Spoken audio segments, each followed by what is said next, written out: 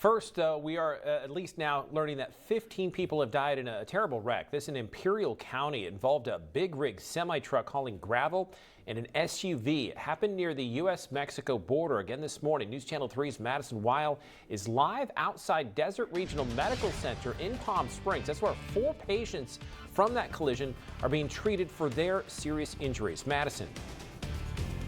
Jeff, Angela, well, this is just a horrific story. We're learning 28 people were in that SUV involved in that crash with a semi-truck in Imperial County. Now, the images coming out of this story are just devastating. As you can imagine, 28 people traveling in one SUV. It appears to be an older model Ford Explorer. That most likely means several people were unable to wear proper seatbelts or had to share seatbelts in very crowded conditions. When you have that many people in a car involved in a crash with something as large and heavy as a semi-truck, the injuries are going to be extensive, and that's what tragically happened this morning just after 6 a.m. north of Holtville. That's near the U.S.-Mexico border. We did hear from officials at El Centro Medical Center who responded earlier this morning.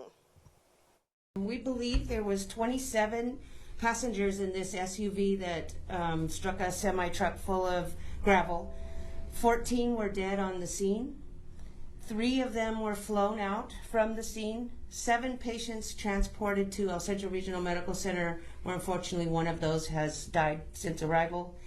And 2 patients were transferred to Pioneer Hospital. The managing director there, she said 27. We now know that number has been corrected to 28 passengers inside that SUV. Now, after El Centro Medical Center provided that update, we learned that 4 patients were flown here to Desert Regional Medical Center in Palm Springs. 3 of those 4 patients were sent to the ICU.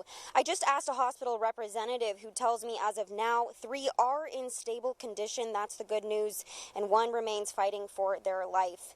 Now, the cause of that crash is under investigation. We'll, of course, keep you updated on the status of these patients here as well as what we learn. We'll be back with an update at 12:30. But for now, live in Palm Springs, Madison Weil, News Channel 3. Okay, thank you, Madison Weil, again reporting live for that live report. All right, now back